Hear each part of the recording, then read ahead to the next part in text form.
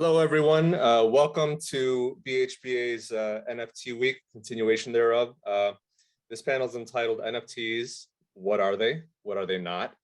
And what is the entertainment industry doing about it? This event is co-sponsored by Variety. As you all know, this event is free, but we do have some upcoming panels for BHBA members. The upcoming panels are tomorrow and throughout the rest of the week. So for tomorrow, we have on March 30th, the legal minefield of NFTs, which discusses the many lawsuits that have been filed ever since the rapid growth of NFTs. Also tomorrow is the impact of NFTs on family law. On Thursday, we have structuring and negotiating NFT and blockchain agreements. And then Friday, April 1st, we have tax implications of acquiring, holding, or selling NFTs. You can find more information about each of these panels on the website, bhba.org.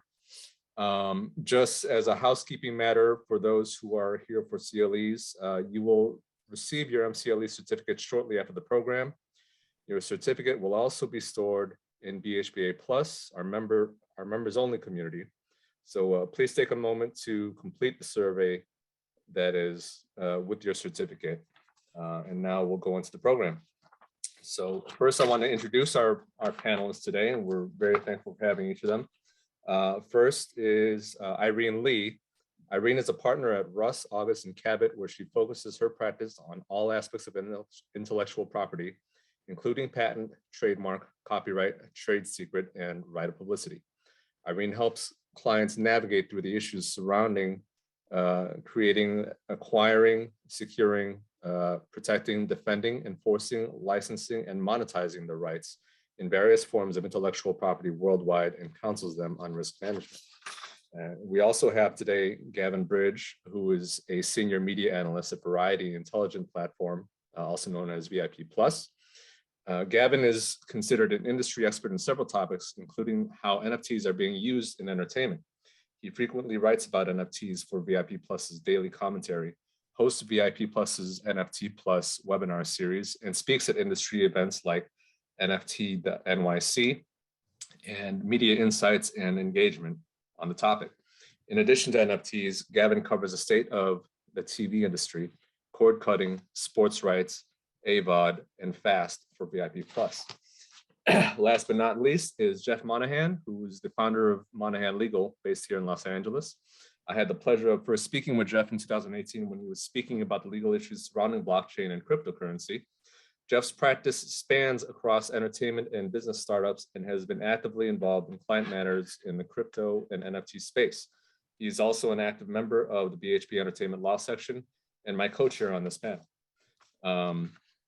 We're going to try and structure this where we're going through the contents of the presentation for the first hour and then reserve the last 30 minutes of this for questions and answers. I would ask that if you have a question, please submit it in the Q&A box, which would be to the bottom of your Zoom screen. And we will try to get through as many of those as we can once we get around 1:30 Pacific time. So welcome to all of our panelists. So glad to have you here. Since there are plenty in the audience who are here to learn more about the basics of NFTs, we're going to spend the beginning of this program talking about the basic functionality to lay down the foundation for the rest of this panel and the upcoming panels the rest of this week. And so with that, I'm going to turn this over to Irene, who has a presentation for us to give us a lowdown on what NFTs are and how they actually function.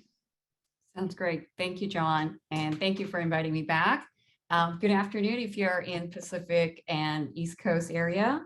So I want to share the screen. Bear with me as I go through, navigate a way to share my screen, the first step. Let's see. So one thing that I wanted to touch upon is what is NFT? I know if you just go to YouTube, by the way, and then just type in what is NFT, you're going to get a ton of videos. Some are very extremely helpful and simplified. Some are very detailed. And I think that could be another good resource. But just today, I just want to touch upon some of the, I guess, misconceptions surrounding NFTs. And then coming from the intellectual property law background, I just want to touch upon some of the IP that has been implicated in the context of NFTs. So under intellectual property, we're dealing with, of course, copyright. And as you can see, Nike actually expedited their patent prosecution process, and they have a patent covering the footwear in the context of NFT. You probably saw some of the lawsuits that have been filed because the NFT violated some folks' trademark, logo, trade dress. So you can see some of the brand aspect of the NFT you're going to touch upon. And finally, I talked about trade secrets and right of publicity as well, especially in the entertainment space. But when we talk about entertainment industry, it's really hard to define what that is anymore. It used to be that there was a kind of traditional sense of the studios, the labels, maybe publishing companies, distributors. But now we have anybody with the iPhone, with the camera, creating content and using it out there as a entertainment purposes. So I think you're going to see some of the content creators that are not necessarily fall within the kind of traditional box that are out there creating NFTs and finding way to monetize. So before we launch this, I just want to touch upon what is NFT. So this is very basic, but bear with me. Even the folks who have been swimming in this field sometimes use the terms in a not always an accurate way. So I just want to touch upon what that is. So non-fungible. The fungible means it's exchangeable one-to-one. If I give you $100 bill and John gives me $250, we are even. So it is exchangeable, physical, fungible currency. When we talk about non-fungible, we have, of course, Mr. Curry's rookie. I think this was sold for a little over $5 million last year. Mona Lisa painting. It was auctioned or appraised for $100 million back in 1962, which is equivalent to $860 million as of today. The picture on the other, the right side of it is drawn by my daughter. It probably have no value to you, but it's extremely valuable to me. And these are non-fungible. These are not exchangeable. These are not one-to-one replaceable. If you're talking, stepping down to these are, by the way, the physical assets, as you can see, but what we're talking about in the context of NFT, we're talking about digital assets. So we have, Bitcoins, Ethereum, Avalanche, Solana. So you can go on as to all the cryptocurrencies that's been just flooding the market. And last year when I did this panel, we were discussing maybe, a few thousands. Now we're talking tens of thousands of currencies. We're not even talking about like private tokens. So there are a lot of digital currencies. Those are considered fungible. If I give you one Bitcoin, I believe it's worth about $40,000 as of today. I think the Ethereum is going up and down 3,400 as we speak. And then Jeff gives me a one Bitcoin. That is fungible transaction. Now we're talking about what is not fungible in a digital asset. So I put some images here. Kings of Leon, I believe, might have been one of the first bands who dropped their album last year, I believe in March, early March. And then it was available for sale for a little over 2 weeks. And they generated over $2 million. Along with the NFT, they also sold ability to get 4 front seats in every tour they have for the lifetime. So the NFT can be a digital representation of the album itself, along with whatever else you want to kind of add to it. The other photo that you see next to it is a brand called Artifact, which was acquired by Nike as of December of last year. Artifact set out 608 pairs of footwear, and they were able to sell those within 6 minutes for $3.1 million. And you're being sold in a subsequent sale in the secondary market. The other one that you see as a non-fungible token here is a Beeple's first 5,000 days that we may touch upon later. And of course, the last one here is the the 9 rare CryptoPunk that was auctioned by Christie's along in May of last year. So these are the representation of the visual art and some music that's been minted and offered as NFTs. So still talking about what is NFT, the NFT have unique attributes. So the unique aspect of it, the rarity, that's what's adding value to these assets. And one thing that we hear a lot about is, why is this so important? Why is it so great? And they say, because you can authenticate this. And you're going to hear it over and over because it is on blockchain. It resides in blockchain. And those of you who are not familiar with what blockchain is, just think of it as a bunch of computers just linked together. These are just blocks chained together, and that's what it is. It's like nothing fancy. That's all that is. And each block, just think of it as a computer, has a hash of the current block, and it has a hash of the previous block, and then it has data that is relevant to the transaction. So it will literally have the terms of what we are going to discuss as a smart contract. So it will have the twos from the date the transaction took place. So it will have all this relevant information, relevant data residing in this computer, what we call block. Moving on, so certificate is digitally traceable since the ownership of the art asset is recorded in blockchain. One thing that I thought will be helpful was I just went online and looked up the artifacts, one of their NFT that's being offered for, it's a 200 Ether, which is equivalent to $680,000. So it's, again, it's an NFT.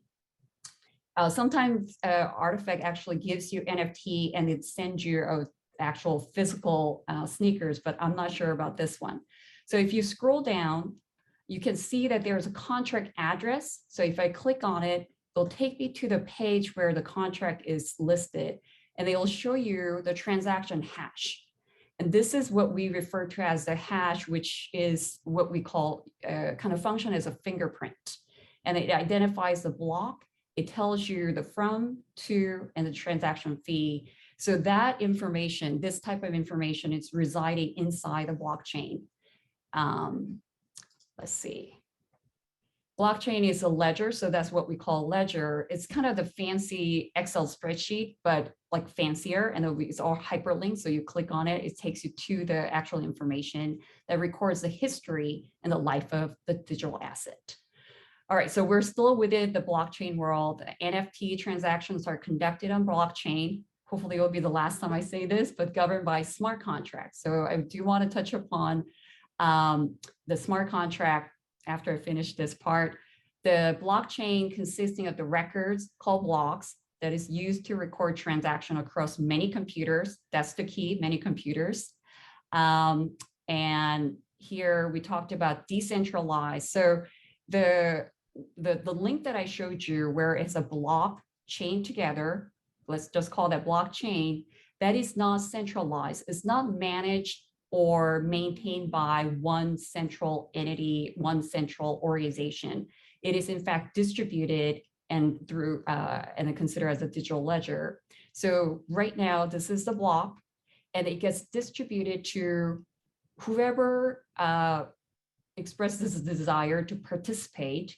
So anybody can have this copy of the blockchain, and that's why it gets distributed, not centralized. That's where the authenticity can come in, because everybody has to agree that the information here is accurate. And if anybody tapers or change, adjust, modify the information, and these other 5 folks say, no, that information cannot be changed, that information will not be reflected in the blockchain. So the NFT transaction, again, involved block cannot be altered retroactively without the alteration of all subsequent blocks. So let's touch upon smart contract just briefly. The smart contract is I've been hearing this a lot, is neither smart nor contract. Whatever you feel about smart contract, it is a computer program. It has terms by which the parties will perform and enforce the terms that they agreed upon. So it's intended to automatically execute, which means if there are certain triggering event and that triggering event actually happens, the contract itself will self-execute. One of the better example I've seen is like crowdsourcing, like a Kickstarter will be a good example, where they have a Kickstarter at the fundraising event and saying that, okay, once I raise $100,000, all the funders, whoever contributed to this, will receive X amount or X percentage of this company or this particular product. If the goal is met, the self-executing aspect of the smart contract will see whether it actually meets the goal, and self-execute meaning deliver what's been promised in the term of the contract. So smart contract, again, it will reside inside the block, and that's what makes this entire process much easier, faster, and then we can touch upon that a little bit more later as we get into some of the examples. One of the benefits of having this self-executing contract is there's a built-in secondary market for NFTs.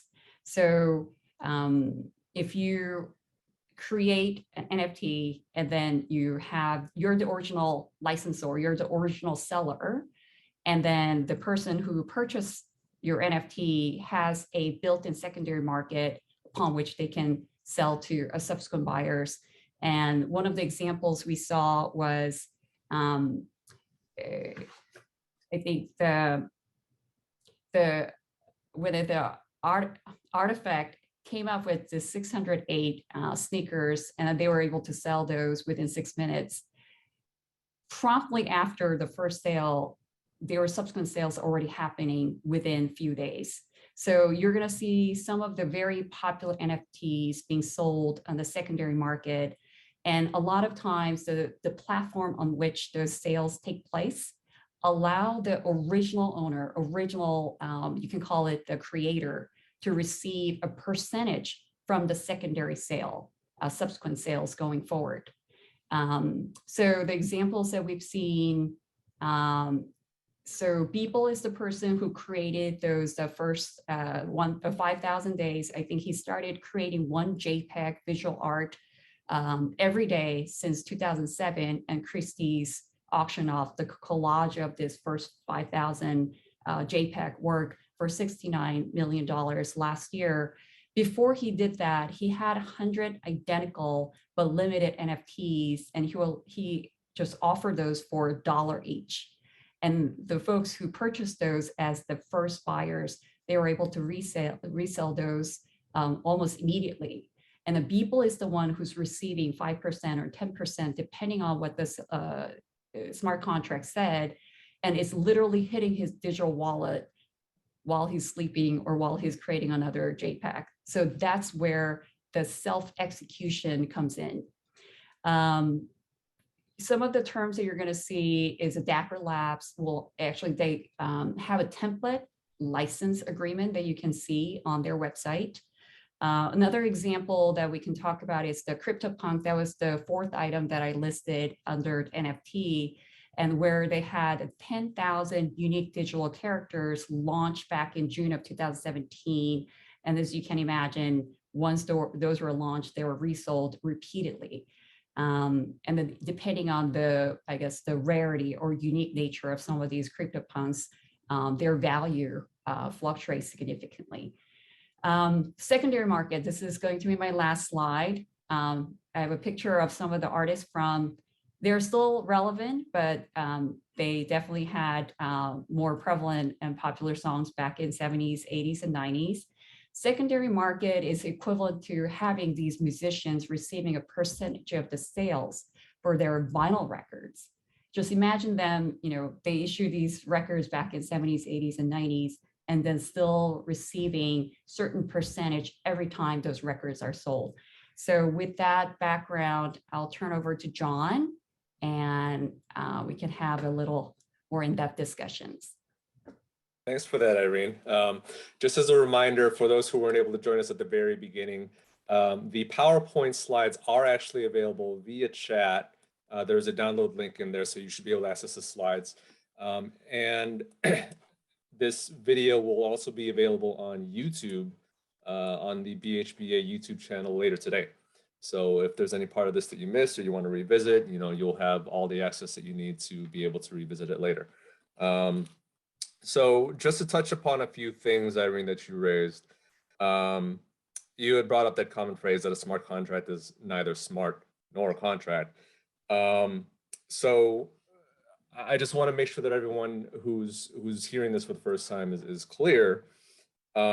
Is there a paper contract tied to the sale of an NFT, or is it supposed to line up with the code, or what is the smart contract exactly? Like, does it have the terms of the agreement? Irene? I'll take that one. Oh, okay.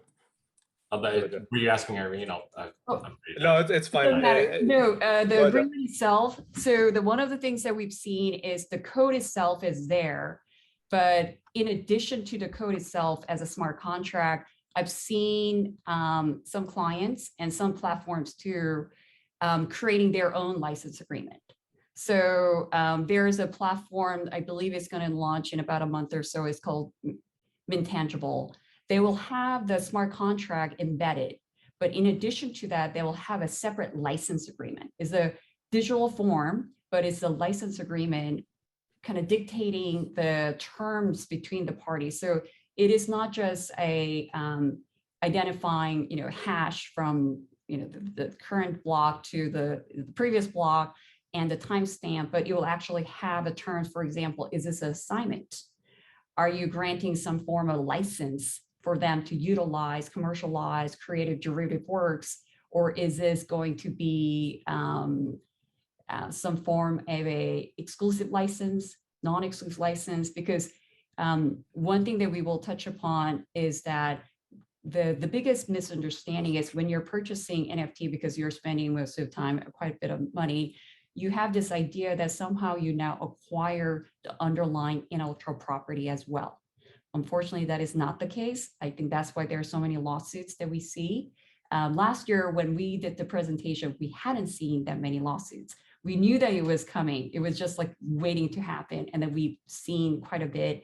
Whether it's a brand name with the Nike on it, whether it's a Birkin's bag with the Meta Birkins sold on some, Metaverse, or if it's the underlying copyright itself with the Quentin Tarantino and the Pulp Fiction, whatever that form is, the NFT itself, when you're purchasing, it does not grant you the underlying copyright or other intellectual property unless it is spelled out in usually a license agreement or a separate agreement.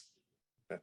Jeff, I'm going to turn to you real quick. So I know you've posted some videos where you've analyzed the paper contract and compared it to the actual underlying code. And it's interesting because I know you've mentioned that you've seen instances where the code doesn't actually line up with the paper contract. So what happens there? That's right. So you got two different things, right? You have a contract saying, okay, I'm going to, give you the right, or I'm going to hire you to create an NFT for, my copyright image. Okay. And you're hiring, essentially, a third-party web developer or a blockchain developer who then codes, maybe the smart contract in, and it says maybe you own 10 or 20% of it, or maybe there's a separate royalty that gets paid to somebody else who maybe they assisted you in creating the photograph or the image, right? So there are two things there. So there's the contract between you and the developer, and then there's a developer actually writing the contract, what's in the contract, into the computer code. And there's not a lot of gray area left, right? So in your contracts, there's words that we lawyers like to argue over, but in a smart contract, there isn't. It's all black or white. It's either going to go one direction or another. The conditions to the contract are either going to execute or they're not, and you're really stuck with the result. I'm rather skeptical about NFTs for a lot of these reasons. I think it does solve a lot of problems for, you know, royalties and stuff in the music space, and I think it'll take a while for that to adopt.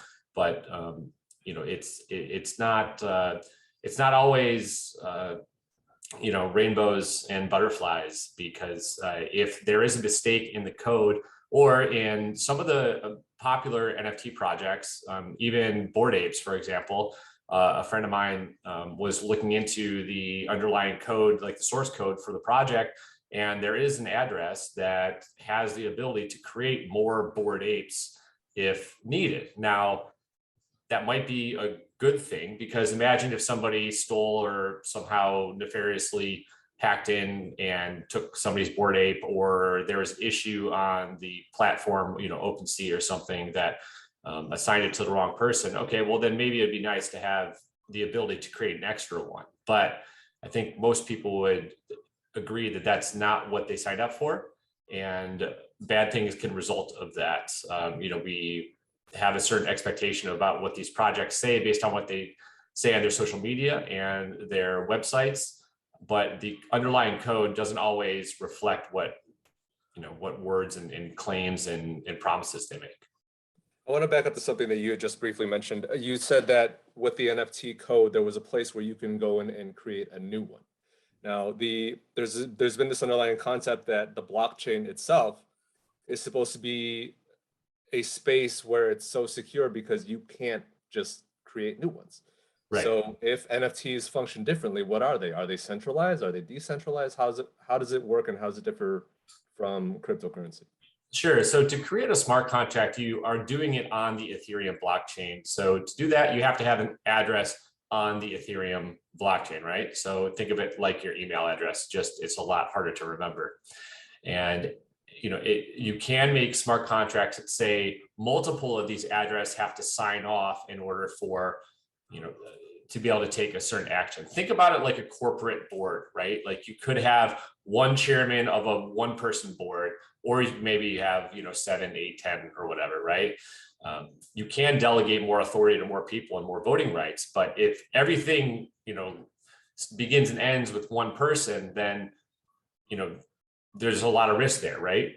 So in the Ethereum blockchain, you have to have an address to create the smart contract. And if that's not done correctly, or if somebody were to steal the keys to that address to be able to basically log into their account, think about like losing the key, the password to your email, you know, except you can't change your password. So if somebody were to be able to get in there, then they're making irreversible, immutable transactions that, in my opinion, really make the project at risk. Whereas if you had authority delegated to a number of other people, there's more checks and balances available. Okay. I'm going to turn the conversation now to how NFTs are being used in the entertainment industry. And Gavin, I know you've prepared for the written materials a very detailed summary of the various players in the entertainment industry and what they're doing with NFTs. But can you just briefly talk about that for everyone who's attending today? Sure. So, I mean, if you download the pack, you'll see a hell of a lot of information there of like what each company is doing. But to put it very broadly, most entertainment companies are creating limited edition collectibles with many more on the way. So you're thinking of like geared around movies, right? Like the Batman was the most recent example. There's been a couple of movie releases. Spider-Man was another one where the first 10,000 people who turned up or like ordered a NFT or a ticket had access to an NFT version of that ticket. You're seeing that with live events. Although my theory with the live events is it's not necessarily going to the people who are actually the end users, right? So for a live event, you know, for concerts put on by Live Nation, if you buy a ticket, you now get a ticket stub, an NFT version of that ticket stub. What the issue around that is, how many people get to actually buy their ticket immediately? How many people have to go through a scalp, right? Or a ticket tout or on the secondary market? They're not handing those NFTs over when they're selling the physical ticket. So it's a nice idea, but I feel like for that side of things, there has to be more done to make sure that someone isn't just sitting there with like a massive bot collected, treasure trove of NFT ticket stubs, and the real fans aren't getting them. But then there's other things too. You've got like DC and Marvel are dipping into their IP. I mean, DC is actually doing a very interesting project coming out in a couple of weeks where they're actually marrying. It's been done before, but it's the first time I think a major brand has done it. They're marrying physical trading cards with NFT equivalents. So you sort of have you buy a pack of physical cards, you scan them. If you buy a lot of them, you're going to be scanning a long time because you have to scan every single card. But it's an interesting marrying of the physical and like digital worlds. But there's also gaming is trying to get, well, gaming expressed an interest, and most companies walked back their interest. It's kind of in the interest of gamers. I mean, if you think like, I'll give you an example. It will sound like a crazy example, but on Friday, I think Darkrai is available as a limited edition Pokemon. He's never available. If you could sell that after the event and make money, which is what an NFT version is, that's kind of where the NFT equivalent of gaming is, right? You buy or you access a certain thing within a game, and then you can sell it on once you've used it. In the future for an entertainment, you're looking at a lot of these companies are going to be trying to sell directly to consumers. So you think, whereas like once upon a time, you went to the shop and you bought a CD or a DVD of a film or an album, and you owned it for your own consumption. Nowadays, we tend to buy them through sell-on merchants, right? Like Apple or Amazon or Google, and they take about 30% of the cut. Well, a lot of the entertainment companies see that and are actually now considering selling their content through their own stores that they're developing directly to you. So you could go and buy the latest season of South Park. When you're done with it, you sell that season of South Park and they take a cut via the smart contract. So it's kind of an interesting revenue stream. They have two revenue streams coming from that, right? They're saving money from not having to give it to the sell-through merchant, and then they're potentially making money on the resales. So, I mean, that's in a nutshell, well, big nutshell, coconut shell, the state of NFTs and entertainment at the moment. All right. So down to what everyone really wants to hear, right? The money, the money part of this thing, right? So over the past few years, we've seen some of the top NFT auctions, like, there's a NFT called Merge, which was created by the artist Pack, which sold for $91.8 million. Everyday's, which Irene, you mentioned was created by Beeple, sold for $69 million. Pack also created an NFT called Clock that was sold for $52.7 million. It's interesting because it's essentially a clock that calculates how long Julian Assange has been in prison. Beeple's created another one called Human One that sold for $25 million at Christie's. And then we have the rare CryptoPunk that have sold for multi-million dollars each. And then in the music space, we see artists like Tory Lanez, Kings of Leon, Mike Shinoda, Shawn Mendes, Weeknd, Snoop Dogg, and Grimes, all getting into this because there's a big opportunity to generate money. So let's talk about that just for a minute. Who gets the money? Like who's the one making money on the initial sale? And how are people making money on the secondary market on these things? And this is open for anyone who wants to chime in. So we talked about Beeple, and if we stay within visual art, there's a question as to who owns the underlying rights. And I think there's some matters being, disputed as to whether the person who actually created the ultimate artwork that gets minted and being offered as an NFT hold the underlying copyright. So one of the things that we deal with in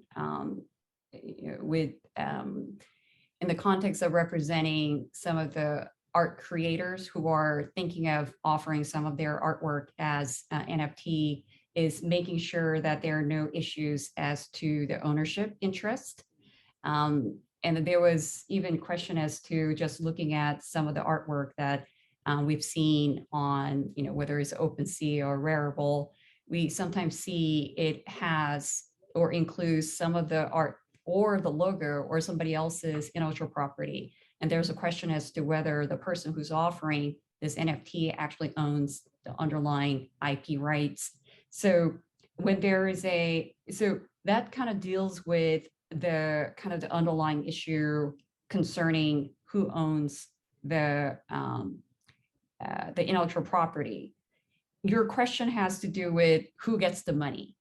So in an initial sale, who actually gets the money? Usually you will define the seller, owner. Sometimes they stay anonymous. And I think Jeff and Gavin also kind of touched upon some of the issues that we see because the anonymity. But even the kind of the mega studios with just a tremendous amount of content, there is a question as to do they actually hold all the rights they need? So there is a bit of a work when it comes to creating and minting NFT to make sure you select the work on which you actually have the underlying rights so that you can hold yourself as an owner who's entitled to the payment. And whenever you mint, there's some, transactional fees, gas fees, and then the platform, depending on which platform you use, they take like 5. I think the percentage has gone down, but usually we're talking 2.5% to like a 10%. If you're auctioning your asset through Christie's or any other well-known auction houses, you know that you're going to give the broker a certain percentage. So at the initial stage, there will be some, transaction fees associated with these sales. But the important thing here is who owns the intellectual property. Yeah, that's a really good point, because I know from anecdotal stories I've been told that you'd think that you could just go out and sell historical magazine covers, for instance, but that's not the case. You've got to work with the estates of basically every single person who's ever appeared on one and figure it out. So eventually you could, and you'll come up with that split, but it's not quite as simple as, oh, I have, even if you are a brand, you can't just go out there with it, because you have to renegotiate those terms. Right. I think the good point is when you think of intellectual property, okay, patent, you have a finite life, 20 years from the filing date. Copyright, whether it is, work made for hire, whether it's a claimant is an entity or a person, 7 years or 120 years after death and publication, you can kind of figure out when things are going to expire. But we think of Disney. So I understand the original, like a Mickey Mouse, the lifetime of that copyright is about to expire. So there's some murmuring going around as to the folks thinking about doing something with it. I don't think Disney will like that. And Disney has been very, very diligent in protecting the look of Disney, not only through copyright, but through their brand. So if you purchase a children's shoes with the Disney logo on it, if you flip it, on the bottom of the sole, you're going to see literally hundreds of Disney logo, the front look of Disney. And that's how they will maintain certain rights in the look and feel of some of their characters. So because trademark, you own the trademark rights so long as you use it. So I think you do have to look and see if you're a content creator to make sure that you're not inadvertently violating somebody else's intellectual property, especially somebody like Disney. Yeah.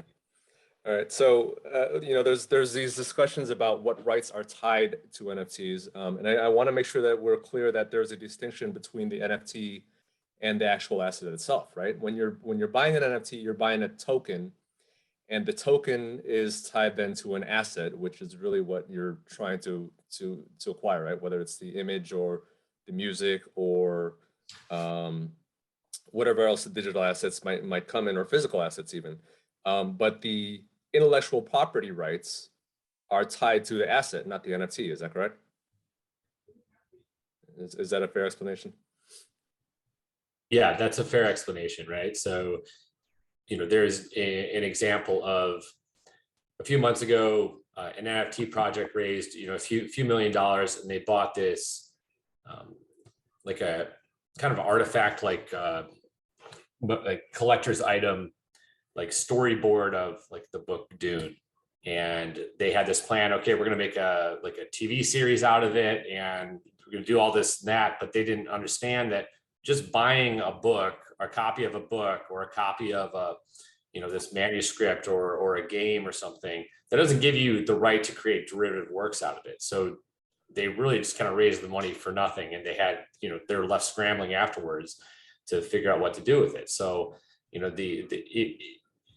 like the flip side of that coin is, if someone were to mint a duplicate copy of a CryptoPunks, which happened, somebody was like flipping the images over and then minting copies and selling them.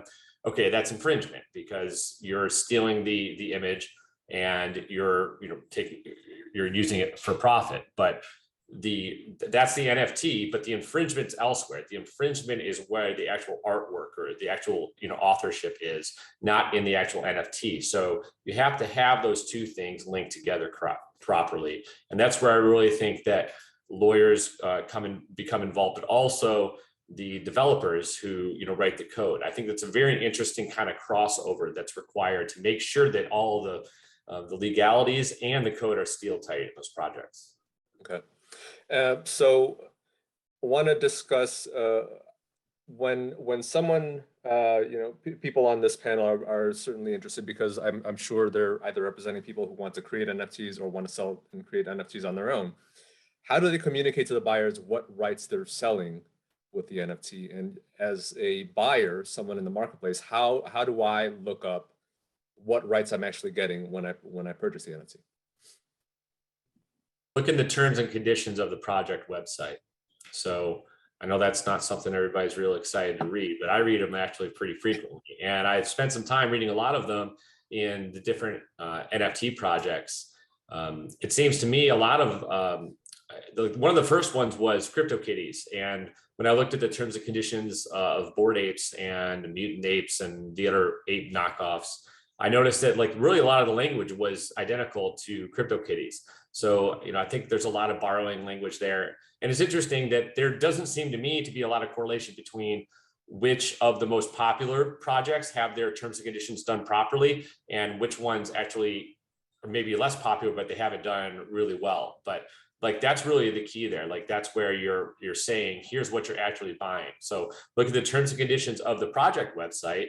And I'll tell you, a lot of them look kind of fishy. And then also look at the terms and conditions of the OpenSea website or whatever, or Rarible or whatever platform you're buying the NFTs on. Because on those terms and conditions of the platform website, they'll say, look, we don't have anything to do with the sale. We're not promising you that this copyright, the chain of title is correct. So they really kind of disclaim everything. So it's interesting to read those. But for a lawyer's point of view, you'll learn a lot about like how the actual operation of the NFTs and the transactions work. That's actually an interesting point. So let's touch on that a little bit. When we talk about NFTs being launched on the marketplace, right? Yep. Is it possible for the marketplace itself to be liable for any of the issues that happen when, let's say, an NFT is sold and the buyers aren't really getting what they thought they were getting? There's certain safe harbors under the Communication Decency Act and copyright law. Do those safe harbors essentially shield the marketplace from liability if their sellers cause problems for the buyers?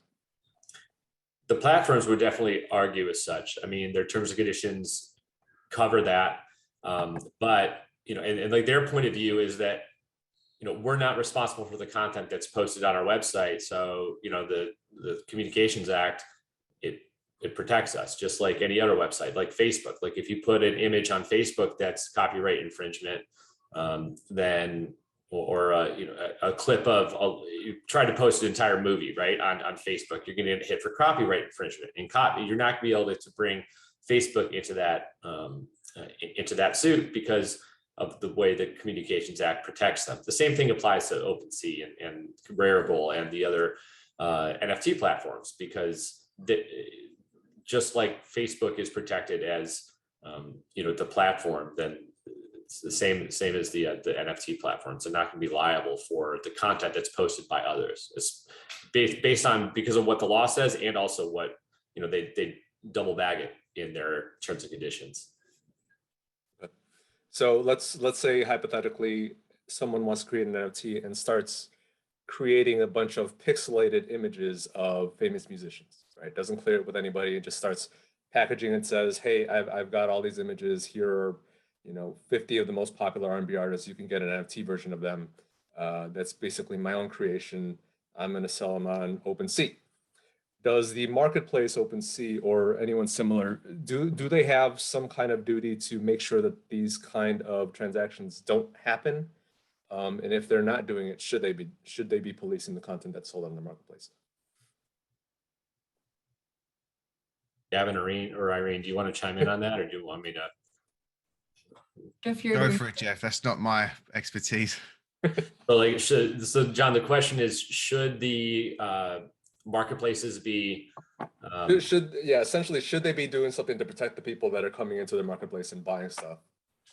I think they should. I mean, it's certainly good for business, right? Like all legalities aside, I think it's gonna be hard to survive if there's just constant fraud and stuff going on. I think that in the same way that the social media networks are just got a lot of criticism the last couple of years about cancellation and censorship and stuff.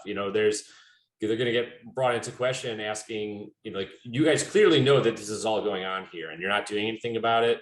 It's like a willful, like, it's knowledge, right? They have knowledge that it's happening. They're not doing anything about it. It's like remaining willfully blind to the problems that you're causing on your website. And I would, I'm sure there's a litigator out there that will try to get them for fraud, right? I mean, you're holding yourself out to be,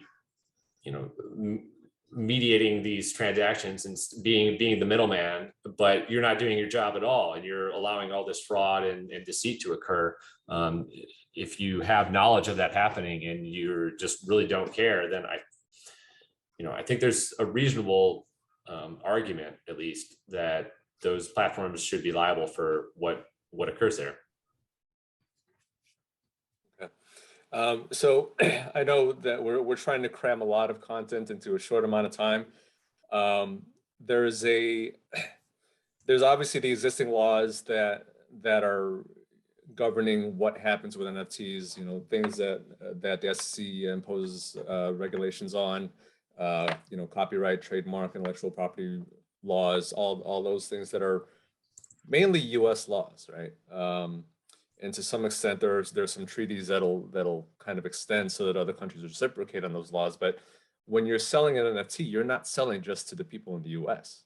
So how far do U.S. laws extend in terms of governing what happens with regard to a seller's conduct when they're selling overseas, and vice versa? How do international laws affect a seller who's based in the U.S. when they're selling to citizens of another country? It's similar to if you were a company like properly registered and incorporated overseas, and you were marketing and selling securities to Americans, the SEC would go after you, right? If there's enough money involved and it's worth their time. And I think the same rules really apply to NFTs. Eventually, I think, there have been more regulations and communications and stuff going on with the SEC in terms of what their approach is going to be. They've really taken a wait and see approach. And, in my opinion, I think the SEC could reach them. I don't know how they'd enforce it, or, what type of reciprocity they have with the nation in which the actor lived in. But, they certainly would take the position that they have jurisdiction. But I just think that, the SEC, they got their hands full, and it's going to take a lot to get their attention to spend all that time and resources trying to enforce something like that that's really originating overseas. And, there would have to be a lot of Americans affected, I think. That's a really interesting point, though, because within entertainment, if you look at like all the announcements that keep coming out, they're not, whenever an entertainment company launches a new marketplace or a new product, it's not that they're selling it on wax anymore, or they're launching their own particular marketplace, right? Like there's even an individual marketplace for the Masked Singer, which just shows you how far entertainment is kind of going into this.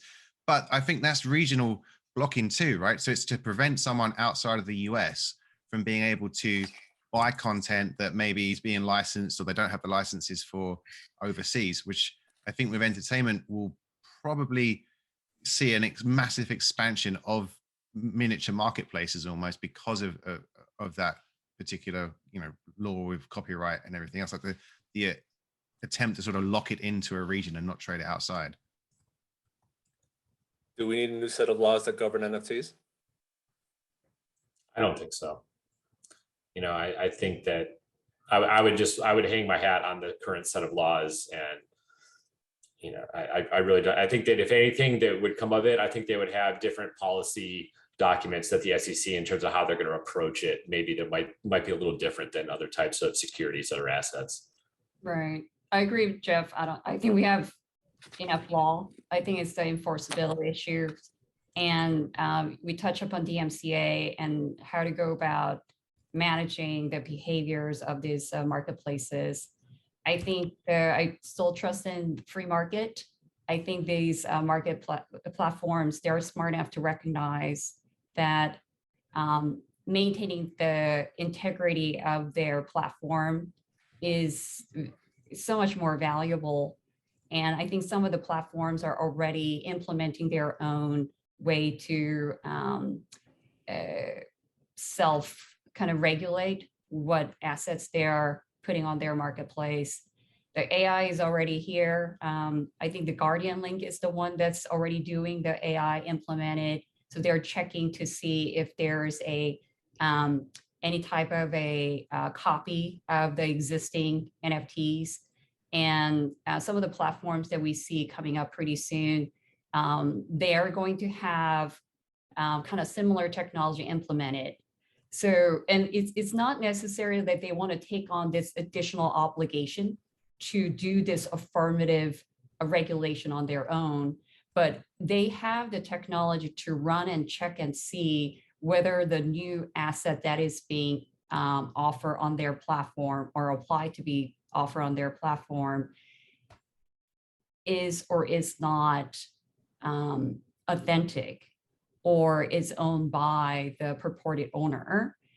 And they have a way to have some information, but there's no way for them to always have this, 100% assurance. So one of the things that I've seen is when you think of our US trademark office, when the application comes in to register a mark, the examiners will actually check the USPTO database to see whether there's a similar mark. And they'll reject your application if they found something that's in conflict. If you file an application for the same mark in the EU IP office, they do a similar check, but they do not reject your application. All they do is they notify the owner of the pending application or earlier issue registration and let them know that, hey, there's a new application that's about to publish. And if you have an issue, go after them, oppose that application. I think some of these platform marketplaces is going to have enough information to contact the owner of what they believe to be the original owner and say, hey, we have a new NFT coming up. You might want to look into this. Just notifying the owner to have them carry the burden to go after or take down. So I think some of the things that you see in the marketplace, I think the platforms are busy enough. They don't want to have that affirmative obligations, and they want to take advantage of the DMCA safe harbor. So I don't think they want to do anything more. But from the just purely just a free market point of view, I think if you have a platform telling you and almost guaranteeing that we have these added system, or there are ways to fingerprint actual asset, and there are ways to verify whether the owner is in fact Disney, because it is going to require additional verification process. I think those are the platform that is going to weather through this kind of the wild, wild west at this moment.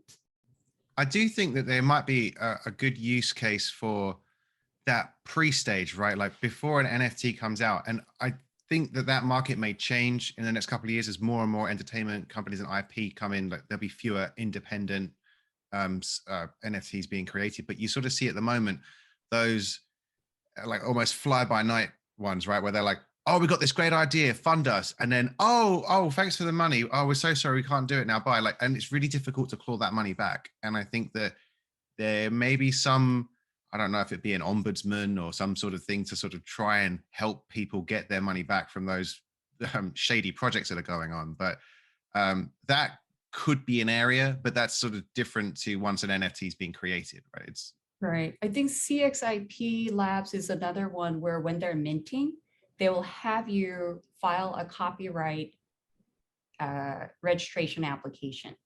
So there's the added process, which forces you to identify the author and the claimant and other information you have to identify. So I think we probably will see more and more of those like extra steps before the NFT gets actually placed on the market. So for those who are tuned in to listen about how they get into the business of creating NFTs, would it be wise to tell them to obtain general liability insurance before they start launching their own NFT? And if so, are there any places they can go to get it? I think that I'm really interested in the insurance issue with NFTs, because like we kind of kicked off the panel, if you own the rights to an image, let's say it's an image, doesn't have to be an image, let's call it an image, and you want to code you want to put it on the blockchain, and or you want to start a project, and you need somebody to have the developer skills to put all that together, right, on the blockchain, write out the smart contracts in there. Well, you know, if it's a lawyer who's reviewing the contracts and writing the terms and conditions and policy and helping with the structure of the project, you know, is the lawyer's insurance carrier going to kick in if the developer makes a mistake? No, I don't think so, unless they're added as like an additional or insured on the policy. And I don't think that insurance carrier would probably cover a developer. So I would require my developer to have his own errors and omissions insurance that, you know, would cover something like this. You know, it's just a really tricky issue because there's a lot of room for errors.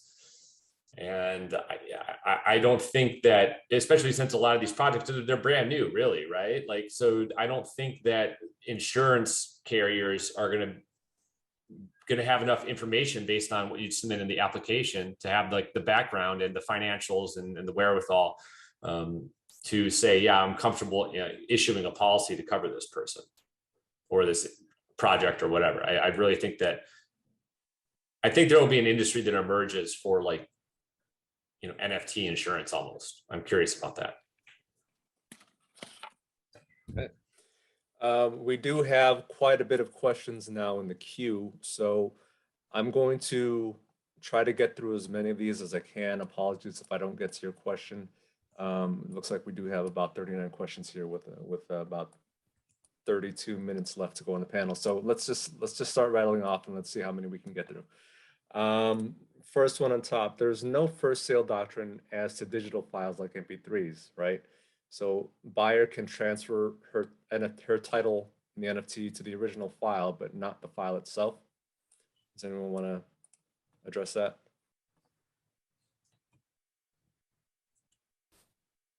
Well, I would say, okay, so I got to think this through.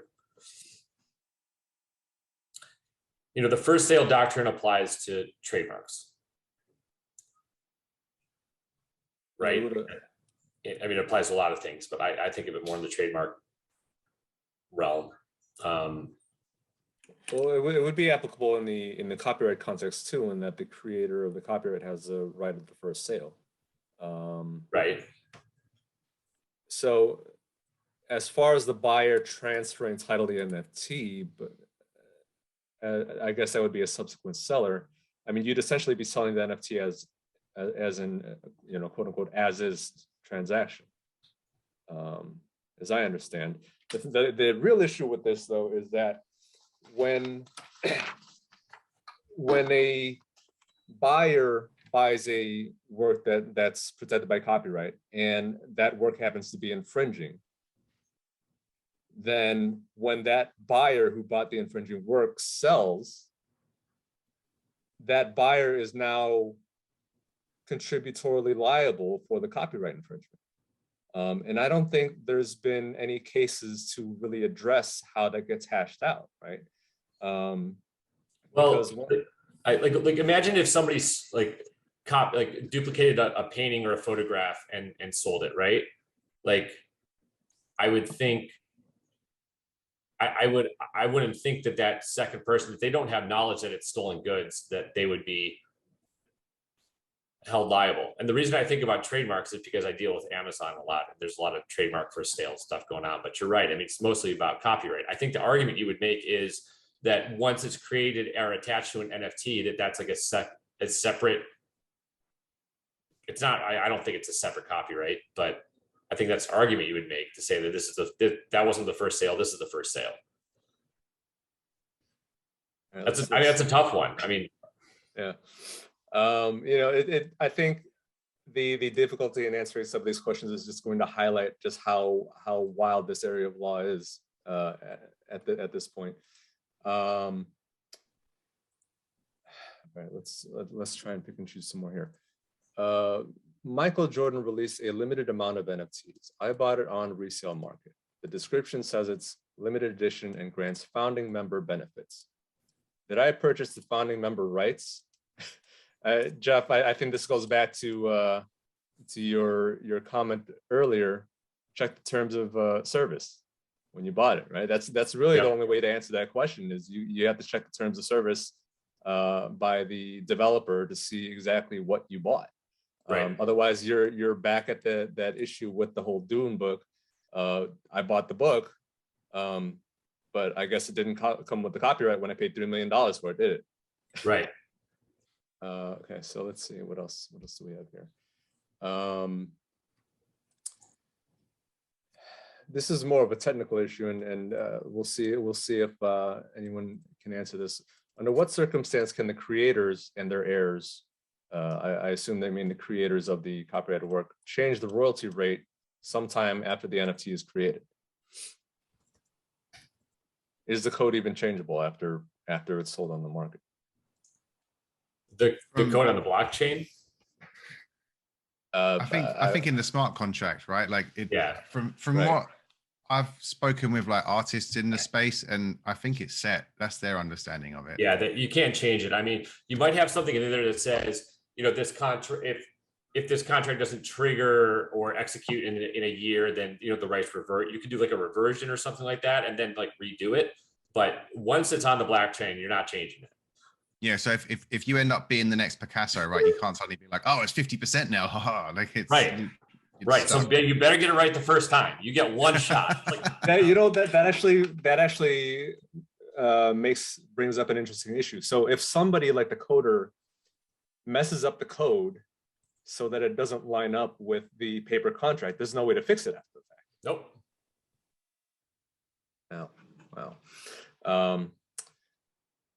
So make sure you got your reps and warranties in there if you're representing the the person selling.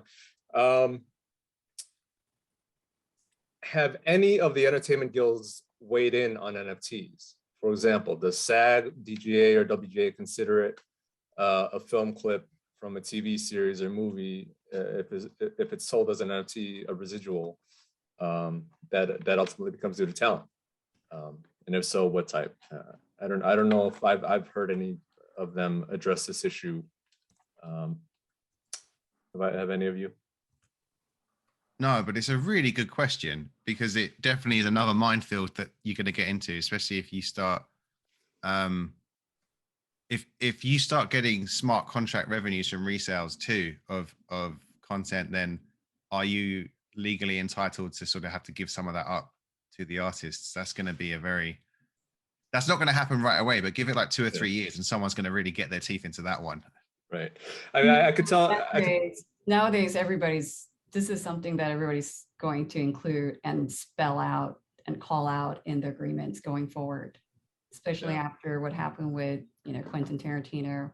I think even some of the writers now, they have a separate provision getting worked out. So we'll see, but I haven't seen any like cases, so to speak, or like official announcement Yeah, I mean, there certainly haven't been any cases, and for those who are interested in the lawsuits that are popping up with NFTs, the panel tomorrow at 12:30 p.m. Pacific is going to highlight a lot of the lawsuits that have been filed, such as the lawsuits regarding reasonable doubt, the Nike versus StockX, which is essentially a trademark infringement case, the Lil Yachty name and likeness issues. So we haven't seen that from the guilds. What I can say from the music standpoint is that anytime an NFT contains either music or some kind of artwork that is tied to the album, the label is going to claim ownership of it. They're going to say that is defined as a recording under the recording agreement, and therefore we're the ones that own the copyright, not the artist who is trying to launch the NFT on the marketplace. Let me go to this question. Gavin's comment raises a right of publicity issue. I'm not sure which comment this was addressing.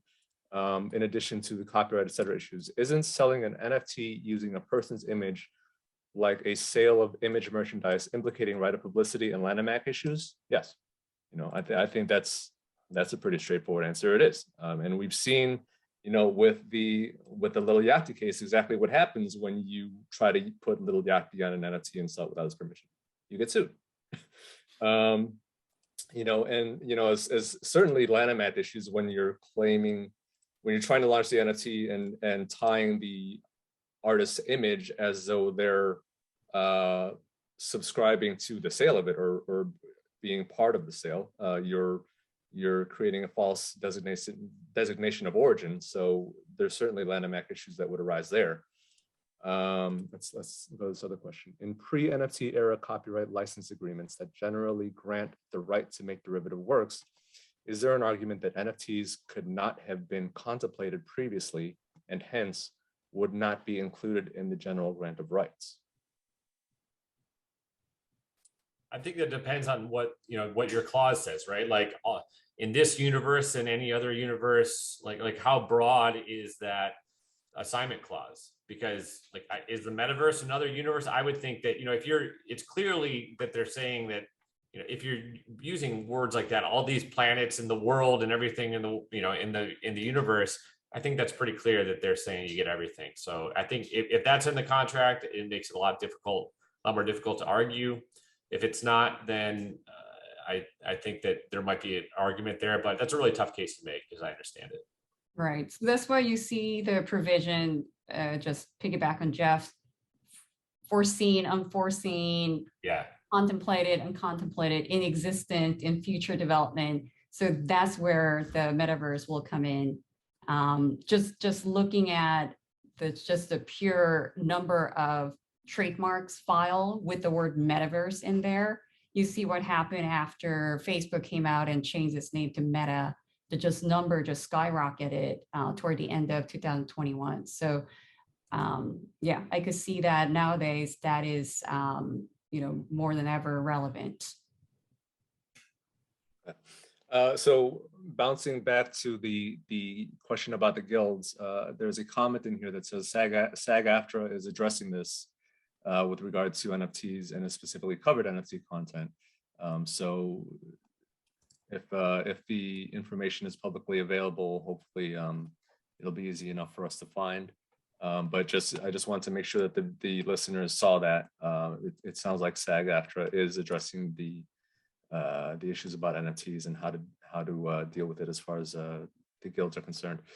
Let's see. Is the underlying file subject of the NFT located on the selling entity server or somewhere else, with only the NFT, the title document essentially, on the selling platform blockchain?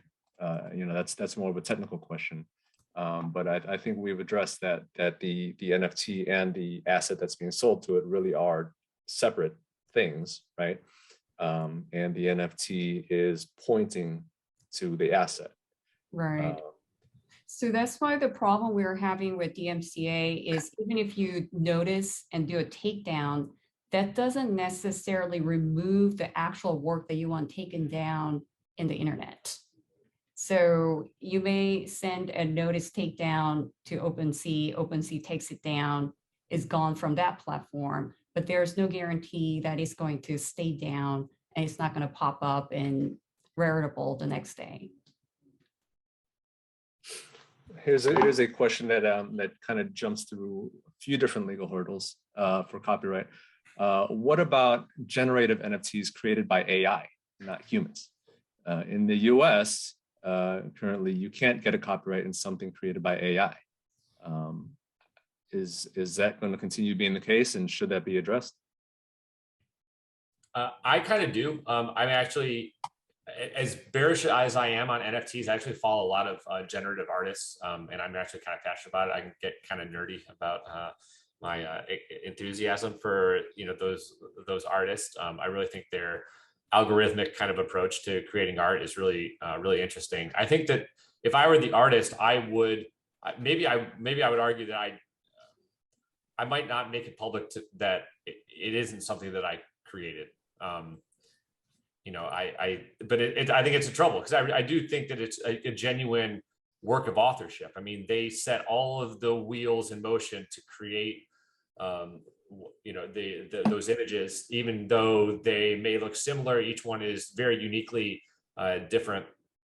So I do think so, especially since the threshold for what is a work of authorship is so low, like that minimal degree of creativity. I have a really hard time thinking that a computer programmer who figured out how to train a computer to generate a beautiful kind of pattern of art that wouldn't apply. So I do think that that justifies a change in the law as it's currently interpreted. Let's see. The music business has recently seen a lot of artists publicly fighting for their master recordings and buying them back in many cases. Any insight on whether athletes will ever be in position to purchase the rights to their highlight videos and other images captured in their team uniforms?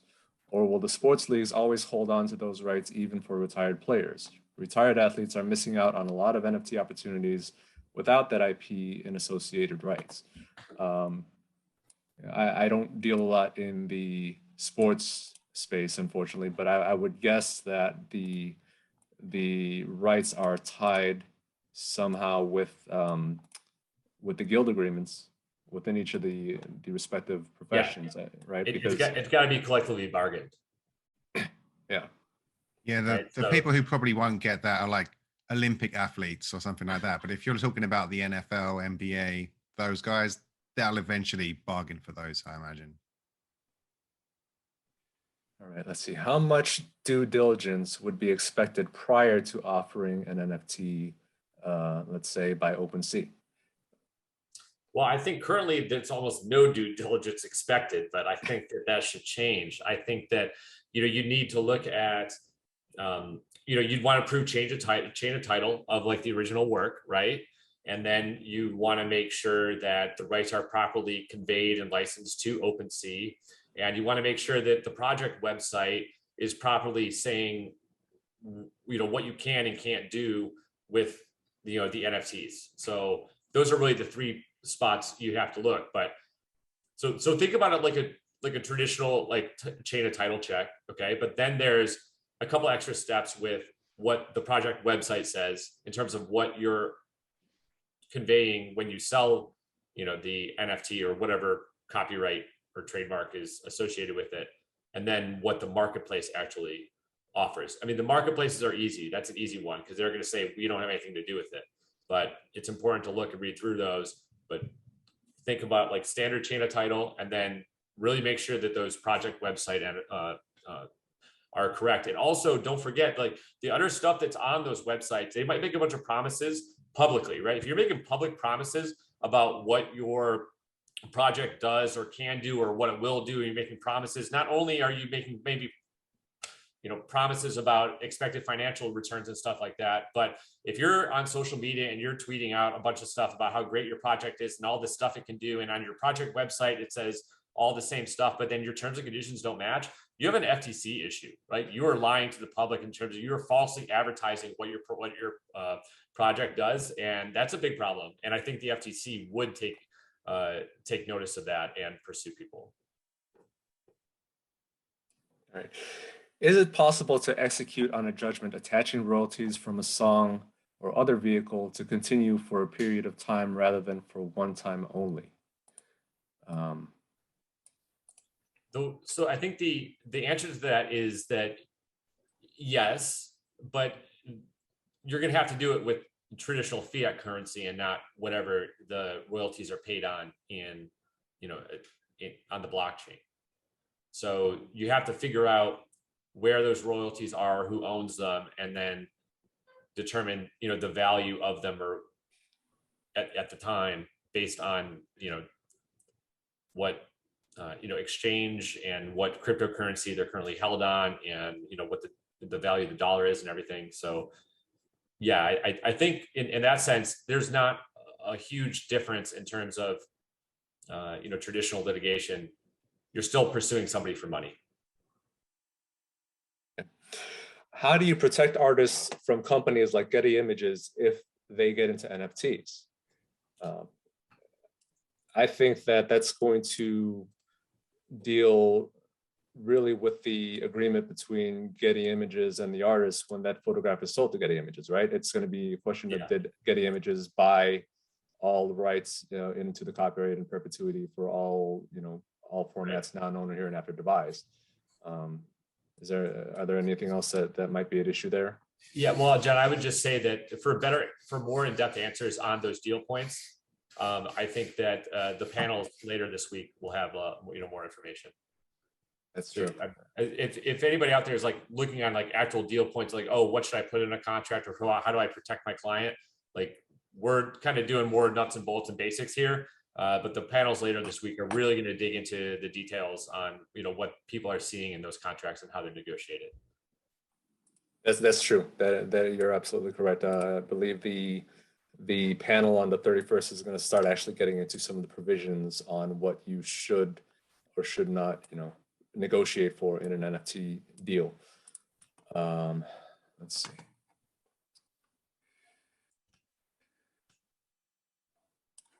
I photographed Andy Warhol smiling, a rare shot, and own the copyright to my own work. I sell physical prints of it in art galleries. Is there any reason to worry about releasing it as a limited edition NFT as part of my body of work? That's a pretty heavy question. It's a very loaded question. And then I think we'll trigger what we've been discussing, the right of publicity. And I think we see that with other celebrities, they get photographed and those photos are sold to, you mentioned Getty, but mostly in tabloids, and there's some use there. So these celebrities don't really have a, legal rights. But if you post that photo on your Instagram, they get a letter from, various, copyright holders. But if the photographer ends up minting it and selling it as NFT, I think it takes away whatever the value it had when it was published as part of a story. So if in the isolated publication as digital representation, I think you may be walking into a potential right of publicity realm. And I think that is going to trigger some issues there.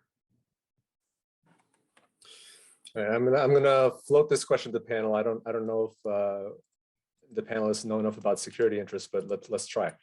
Under UCC section 9-314, can a security interest be perfected by control of an NFT, i.e. through a deposit account control agreement? I am reading 9-314 right now. I don't know enough about that section, so I think just the short answer I would say is that I think it's going to be, you're going to have to explain to the judge why an NFT creates that proof of ownership and it perfects it. So I think that's somewhere that the UCC could evolve, but I think it would be an expensive expert witness situation in the meantime. Irene, did you have a thought? No, we've seen folks already using it as a collateral to like loan money, and then we're trying to figure out, so where do we record this? We had a discussion and the parties had a very robust agreement to just deal with it without recording, because to be honest, we didn't know where to record. Yeah, that's all I can say on that. Okay, let's see. This person says, I'm seeing a lot of projects that do not need to be on chain. Example, Coachella's lifetime passes NFTs. Right. Can you back up a bit and discuss the bandwagon effect versus the necessity, absolute necessity of putting projects on a blockchain? Yeah, I'd like to chime in on that. In the beginning of this panel, when John was saying, oh, you'll get your CLE certificate after the meeting, I was like, oh, maybe we should create NFTs for like CLE certificates. And then I thought, why would you possibly need to do that?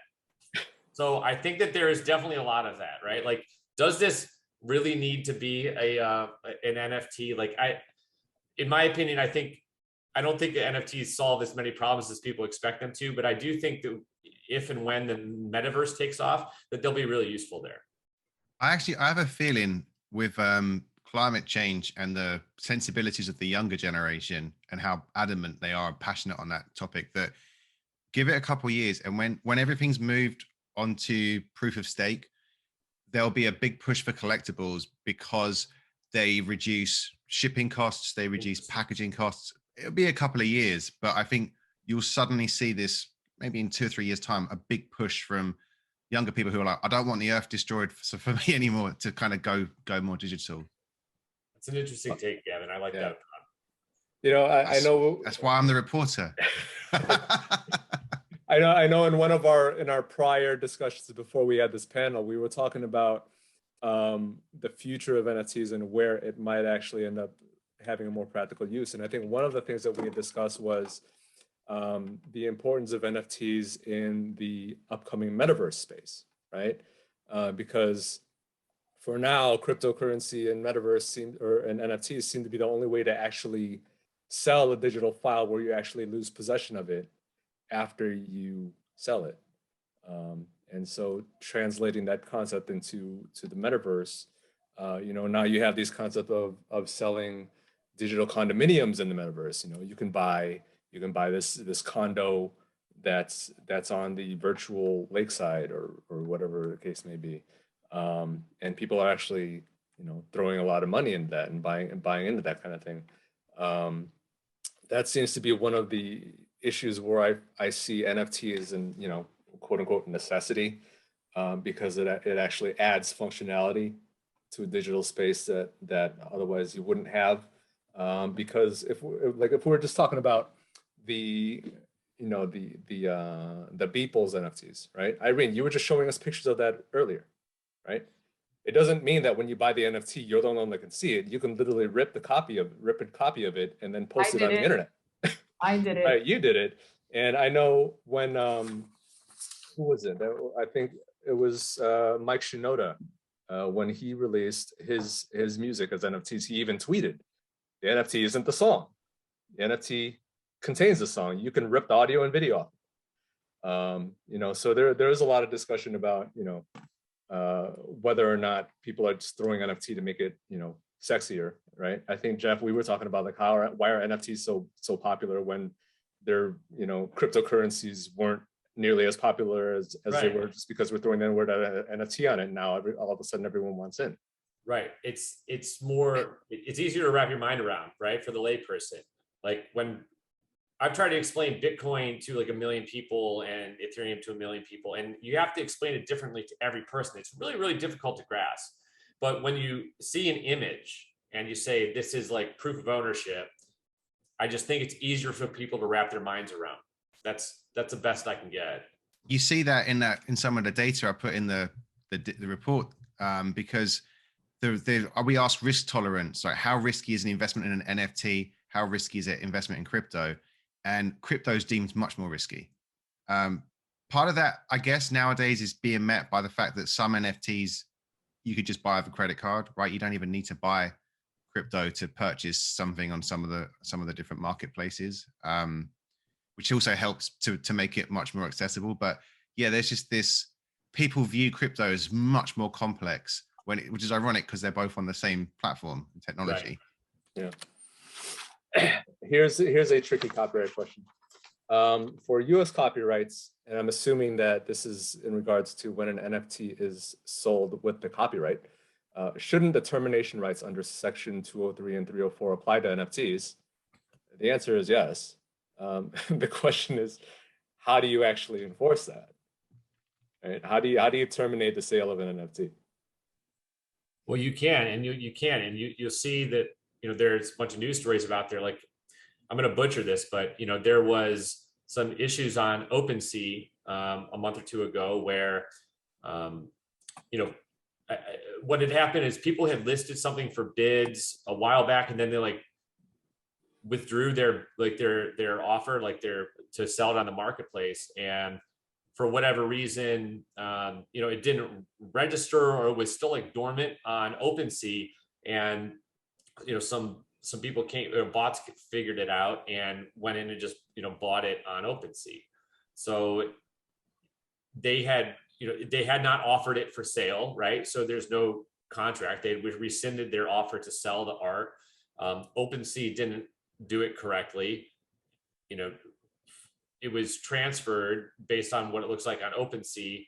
The money that was sent is irreversible. There's no chargeback request on your credit card for that. So you're really stuck with it. And that's a good example of why I'm really kind of skeptical about, NFTs as investment vehicles, because there's no going back, and there's still a lot of middlemen.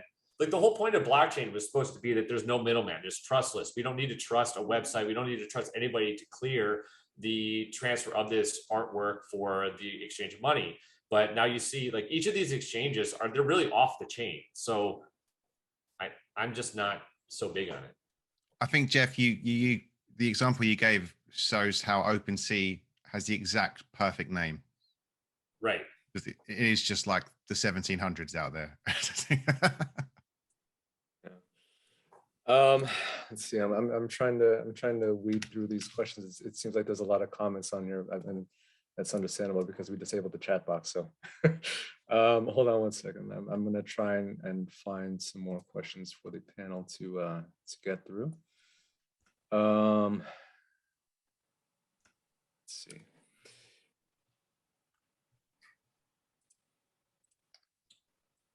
Aren't any? I'm sorry. Go ahead. No, you go. All right. Aren't any potential security interests recorded on the blockchain, essentially? I'm not sure if I understand the question entirely.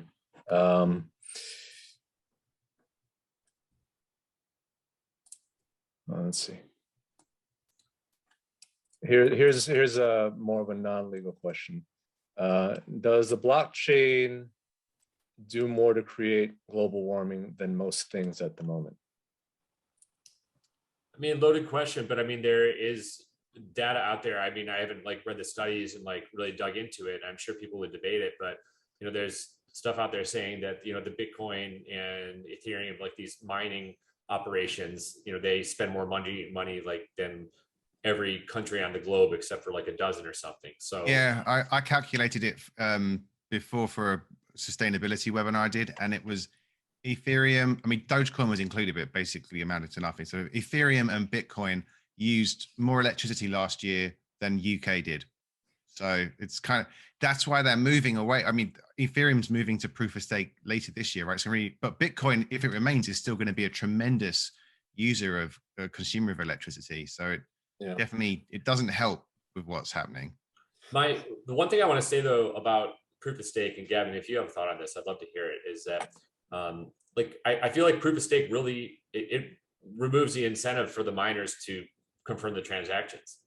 So I think that if everything moves away from the proof of work, and if for those of you who don't understand, proof of work is essentially it's computers guessing a number and spending a ton of energy trying to get that right number to prove that the transactions that were sent on the blockchain are according to protocol and they belong to be on the blockchain. Okay, so that takes a lot of work, and there's concerns about the energy crisis and the amount of energy they burn. So there's this new thought that, okay, well, what if instead of doing all this work and wasting all this energy trying to confirm these transactions, what if we rewarded people based on the amount that they have and they hold, so that we're not spending as much energy trying to confirm these transactions, and people are rewarded for kind of just keeping money in the bank and holding on to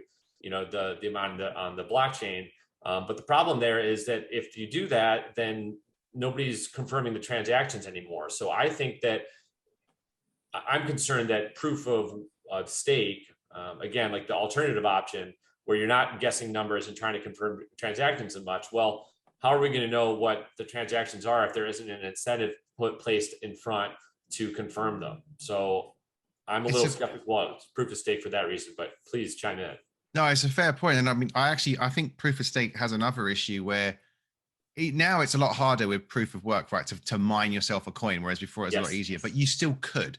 With proof of stake, it's literally rewarding people who have lots of money, and they could get, if you wanted to get in on it now, you're not going to be able to, unless, you have money somewhere else. There's no more easy access for someone or, becoming less easy, but it's impossible now for someone to sort of get lucky and get rich, which was a nice feature of the old system. So I think that, like the proof of stake, it's like, it validates, it still uses computers to validate the transactions too, but not to the same degree. But it's not a perfect world because you're still consuming electricity. Yes, you don't have to create like a giant server farm to do it, but it's not by any means like it's a better solution. It's not a perfect solution. Here's a question that's kind of directed towards the functionality of copyright law. Is it possible to transfer the copyright to an NFT just by virtue of clicking a button on a computer and saying, by purchasing this, you have the, I'm transferring the copyright? Is there a where's the written document essentially that's actually conveying the copyright? Because copyright's only transferred either by way of a written document signed by the person who's transferring the copyright. Is the sale of the NFT enough to trigger a copyright transfer from a legal perspective? I would point to the terms and conditions again. Right? Some of the Bored Apes actually transfer the underlying copyright by selling the NFTs. So there are some transactions where, as long as it spells out that you're actually assigning the copyright, can be done. Okay, so then take that a step further. If the person who buys the Bored Ape that bought the copyright subsequently sells that to the secondary market, is that person transferring the copyright if they are not also creating a written document saying, I am transferring the copyright when I sell this to you? I don't know. Well, I think that's spelled out. Yeah. I mean, the marketplace would say that our terms and conditions say that anything you post for sale on here, you're transferring us everything you own, including your copyright. And they would say, when you clicked, I agree, that was a written contract and that was a copyright assignment, right? I think that's what they would argue. Right. So now whether all of that holds up, right? Like if I say now, okay, I create my account, right? But I'm not selling anything. And I say, okay, I agree. Yeah, anything I sell on here, yep, it'll be a copyright assignment. But then when I actually go post it and I'm just clicking buttons and there's not a separate, real, the copyright assignment you'd expect to see where it describes the work and there's a signature on it, right?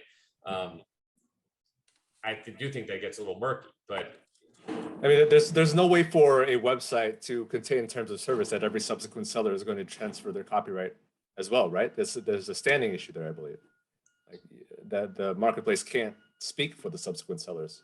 Yeah. So they literally can't create an NFT where every subsequent purchase of the NFT comes with the copyright. At least that's my understanding. Well, are we talking about reselling the same NFT? Reselling the same exact NFT that initially came with the copyright transfer. Then the second seller, I think that's dictated by the terms and conditions too. Okay. I think everything, like really all of this, like it's the terms and conditions, like the fine print, like I really think that's where a lot of the answers are. Because what if you're the initial artist and I want to sell it to John, and I say, John, I'm going to sell you this artwork and you can make an NFTs if you want to, but you just have to give me money and I'm not expecting a royalty. Okay, then that's your copyright assignment and transfer, right? And then if John wants to take that and then put it on a marketplace, the marketplace is going to say, okay, we'll let you sell it here, but here are the terms, here are the rules that you're going to do. And if you're going to sell it here, you're first of all representing that you have the copyright and everything, and any assignment that you make, any sale on here is a full copyright assignment. And then if you know, Gavin goes on to purchase it on the marketplace, then when Gavin creates that account to just as a buyer, then, and not a minter, but he's just buying and selling, there'll be a separate terms and conditions that the marketplace has for Gavin. And Gavin says, okay, I mean, if I'm going to buy this, then you don't really have an alternative, right? You could go to a different marketplace, but the point is that you're all bound to the terms and conditions as the marketplace writes them. That's my position. Now, whether that would hold up as like a proper copyright assignment and transfer, I think it probably would. I think that, you know, you probably know what you're getting into. That's, you know, you agreed and you knew what you were doing on the marketplace, but yeah, that's my take. I don't know. We're over our 2 o'clock cutoff, but I'm gonna add 2 more questions on here. The first one, you know, Gavin, I'm gonna kind of point this at you, but if anyone else has the ability to chime in, feel free to do so. Is there any explanation as to why NFTs are widely embraced by the art world while it is only starting in the entertainment realm? Probably because entertainment, big, you know, corporate entities that take a very long time to turn, whereas the art world, I think, is a lot more individually driven. I mean, it hits a good point where if you notice in the last 6 months or so, every major entertainment company's had hires for chief NFT strategists, and I honestly don't think that there were that many to go around. So it's going to be interesting to see what happens there. But I think part of it is a reticence on the corporate level, but you also have to consider that not just get myself in trouble, but most entertainment companies have consistently in the last 10, 15 years made bad bets when nimble technology decisions have been needed. And I think that they may have been quicker than in the past to perhaps embrace NFTs, but they weren't as quick as like the regular world for that reason. It's hard to convince the people at the top, you know, oh, sell a digital version of this picture. And they'll just be like, well, I've never heard of this. And there's that, you know, there's a learning curve internally too. Yeah.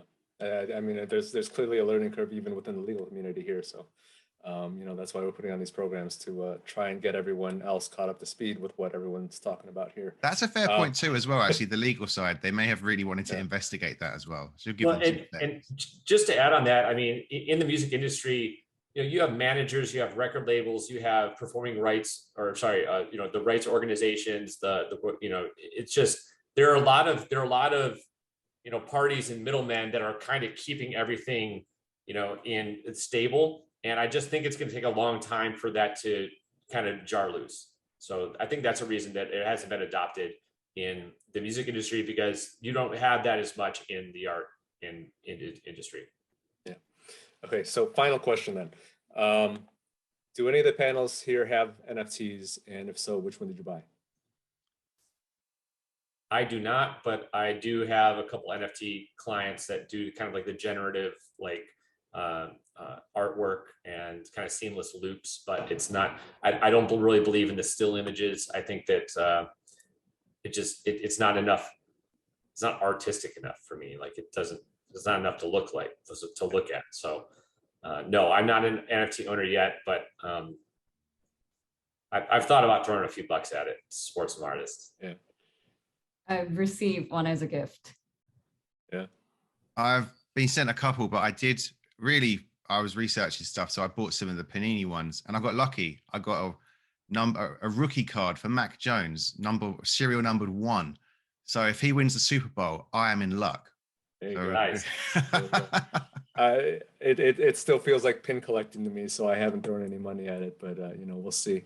I'm sure there's going to be more practical uses down the line. But anyway, with that, I want to thank each of the panelists for being on here today. We've gone a few minutes over, but hopefully there was a lot of information. I know there was a lot of information we covered, but hoping that the people who tuned in really got a lot out of this. Thank you again. Quick reminder that we do have some upcoming panels later this week, particularly ones talking about the upcoming disputes regarding NFTs, negotiating NFT deals, how to deal with NFTs in family law context and in tax implications. So please go to the website bhba.org to find out more, and it's on the events tab. Thank you again. We hope that everyone enjoyed the panel, and this will be up on YouTube later. So thanks, everyone. Thank you. Thank you. Bye, everybody. Thanks.